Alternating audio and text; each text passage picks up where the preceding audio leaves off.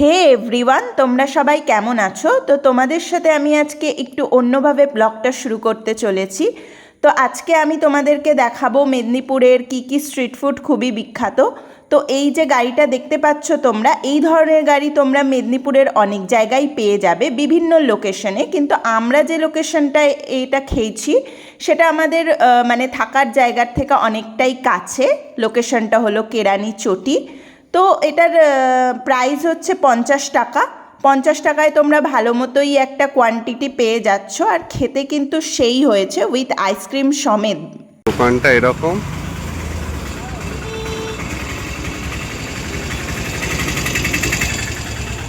দেখি এই বাদাম শেকটার মধ্যে কিন্তু অসংখ্য ছোট ছোট বাদাম কুচি কুচি করে কেটে দেওয়া আছে।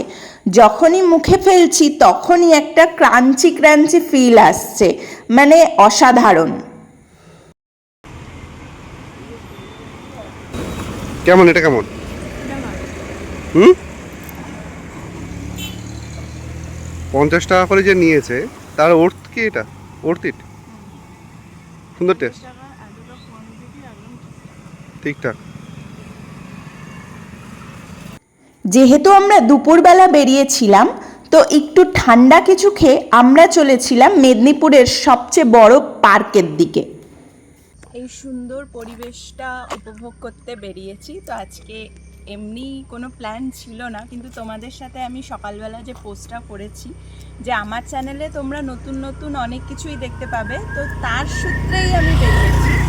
তো আজকের ওয়েদারটা খুব ঠান্ডা ঠান্ডা আছে, মানে কদিন 3-4 দিন ধরে টানা বৃষ্টি হয়েছে। বৃষ্টি হওয়ার পরে আজকের যে একটা হালকা হালকা রোদের যে আভা বেরিয়েছে ওটাকেই খুব এনজয় করা যাচ্ছে। এমনিতে তো এত রোদ মেদিনীপুরে বেরোলেই নিজের এনার্জি সব ডাউন এরকম হয়ে যায়। তো আজকের ওয়েদারটা আমি অনেকটাই বেশি উপভোগ করছি, তোমাদের সাথে গল্প করছি, যেহেতু আমি একটা ডিসিশন নিয়েছি। আমি এবার থেকে রিল ভিডিও অতটাও পোস্ট করব না। হ্যাঁ, পোস্ট করব, খুবই কম। আর তোমরা আমাকে বেশি ভালোভাবে কাছ থেকে জানার জন্য আমি ডিসাইড করেছি যে আমি এবার থেকে ব্লগ ভিডিও তোমাদের সাথে শেয়ার করব। তোমাদের ওপিনিয়নটাও আমাকে বলবে, আমাকে কিভাবে তোমাদের যদি সেরকম আমাকে সেইভাবে দেখতে ইচ্ছা করে তো তোমরা বলবে, আমি অবশ্যই তোমাদের কথাগুলো রাখার চেষ্টা করব। তো হ্যাঁ, এটাই আমার আজকের ডিসিশনটা ছিল। তো দেখো, আরও দেখতে থাকো, আরও চলবে ব্লগ, এনজয় করতে থাকো। তুমি আসো, আমি যাচ্ছি হাঁটতে হাঁটতে একটু। অনেকটা রাস্তা এখান থেকে? অনেকটা নয়, অনেকটা এখান থেকে কমই রাস্তা। যাও, দেখো আমি যাচ্ছি, দেখো ও এইটা পেরোলেই দেখা যাবে। আচ্ছা ঠিক আছে, যাও যাও যাও, আমি যাচ্ছি, যাও। তো চলো আমি হাঁটতে হাঁটতে যাই। অনেকক্ষণ বাইকে বসে এসছি, এবার একটু নিজেকে ফ্রি করি, হাঁটি। হাঁটাটা শরীরের পক্ষে ভালো। চলো। আর দেখতে পাচ্ছ আমার দুপাশে কিন্তু এইরকম জঙ্গল, হালকা হালকা জঙ্গল। তো আমি এটাকে এনজয় করতে করতে যাচ্ছি। একটা মেদিনীপুরের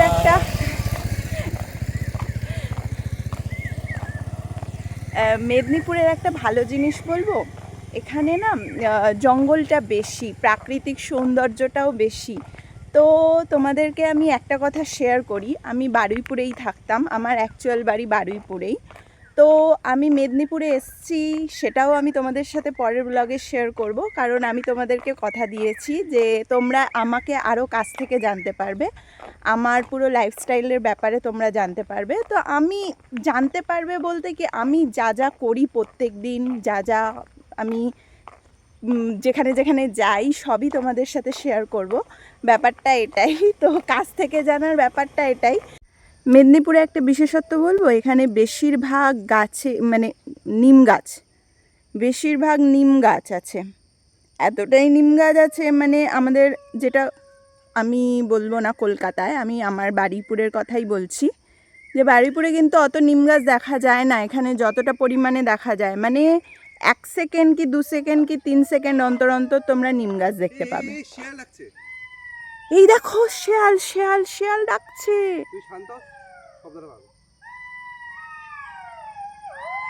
এ ভাই, আমার তো ভয় লাগছে। আসছে আসছে আসছে পাশে বসে পাশে বসে। আসছে আসছে আসছে আসছে, চলো চলো চলো। আসছে কি দেখতে পাবো? আরে ওরা, আরে ওরা,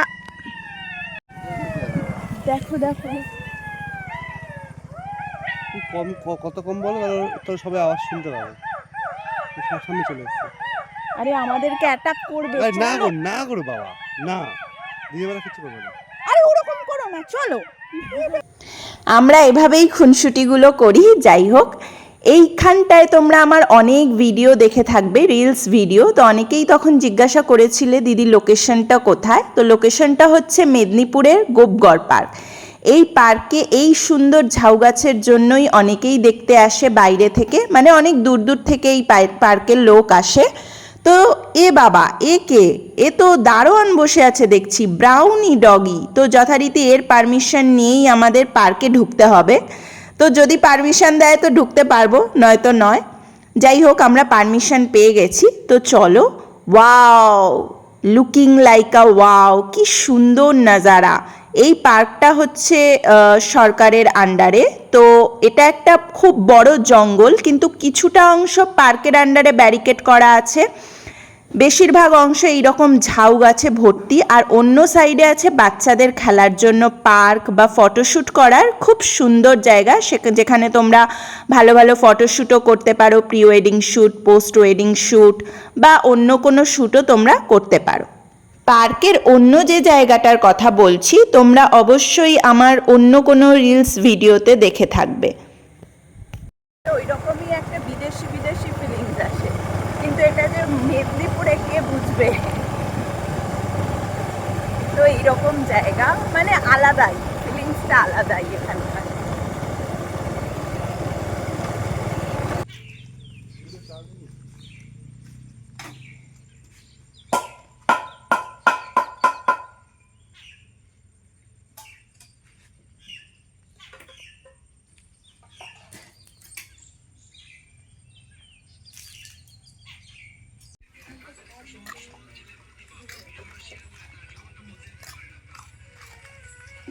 ক্যাচ।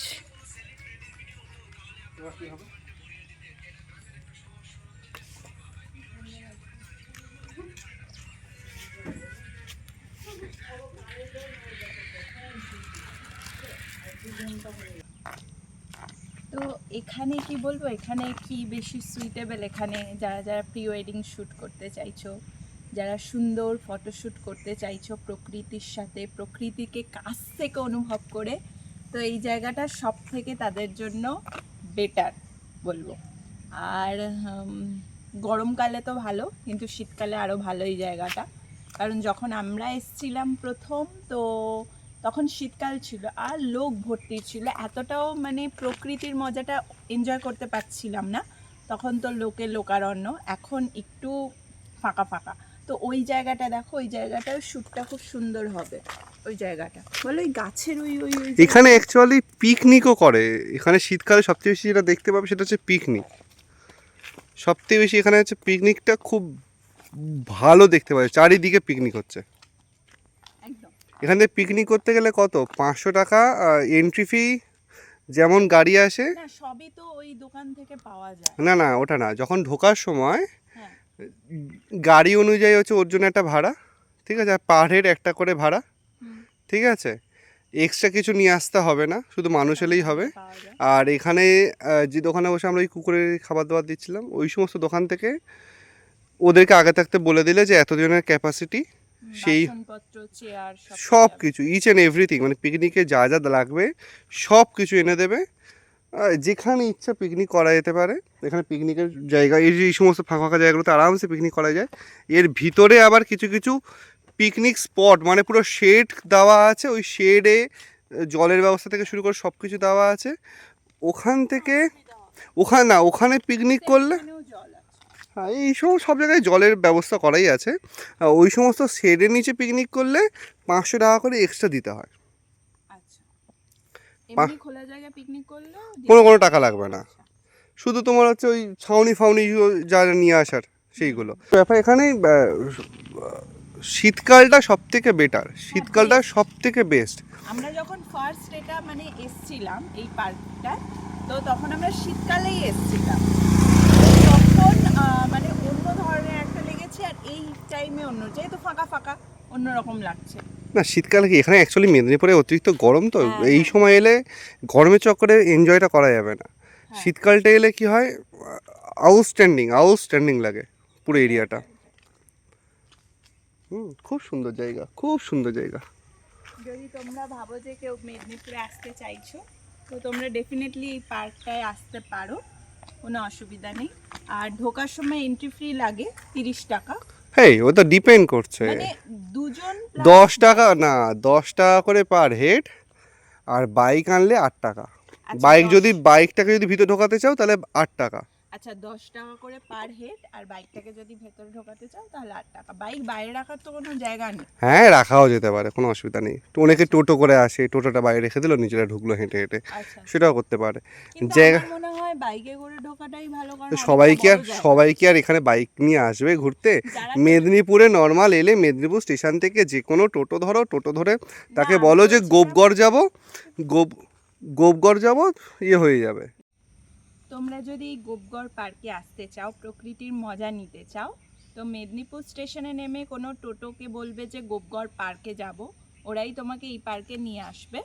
তো তোমরা টোটোকে বাইরে রেখে তোমরা হেঁটে হেঁটে পার্কেও আসতে পারো, টোটো সমেতও তোমরা আসতে পারো, কোনো অসুবিধা নেই, কিন্তু একটা মিনিমাম চার্জ লাগবে, ওই চার্জটা তোমরা দিয়ে আসতে পারো। এখন আমরা যাচ্ছি আরেকটা জায়গায়, যেটা হচ্ছে বিদ্যাসাগর বিশ্ববিদ্যালয়ের অপোজিটে, যেখানে বসে একটা বিখ্যাত চানার দোকান। শুধু চানা নয়, অনেক কিছুই দাদাটা বানায়, তো ওখানেই যাচ্ছি। আমাদের বারুইপুরে যেমন রাসমণির পাশে আছে চানার দোকান, তেমনই সেটা ধরে নাও। এখানে চানা ছাড়া অনেক রকম আইটেমই ইনি বানান। তো দেখো সমস্ত রকম আইটেম ইনি একা হাতেই বানান।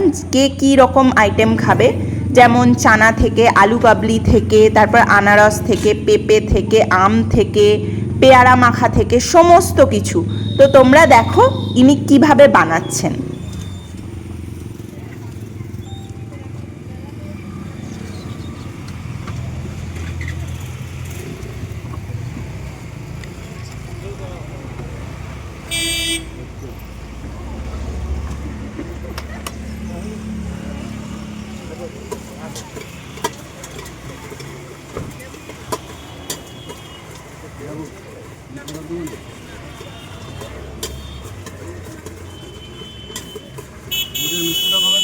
হ্যাঁ এই চানাতে সব কিছু দিয়ে দেবে।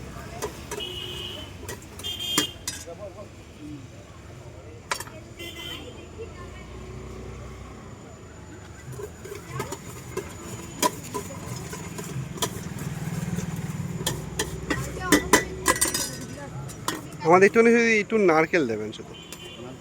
হ্যাঁ খাবে না পার্সেল হবে।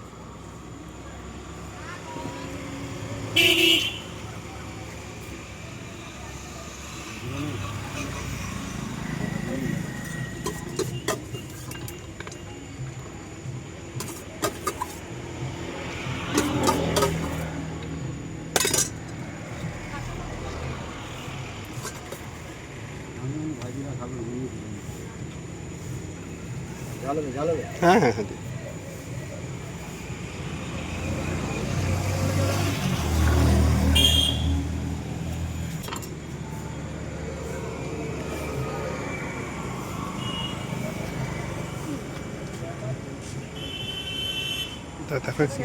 ওর জন্য কি চানা, এখানকার একদম নতুনত্ব ধরনের চানা। আর আমি নিয়েছিলাম এইরকম ঘুগনি, মানে টক আর পেঁয়াজ ছাড়া। খেতে কিন্তু সেই হয়েছিল বন্ধুরা, এর স্বাদের ভাগ হবে না।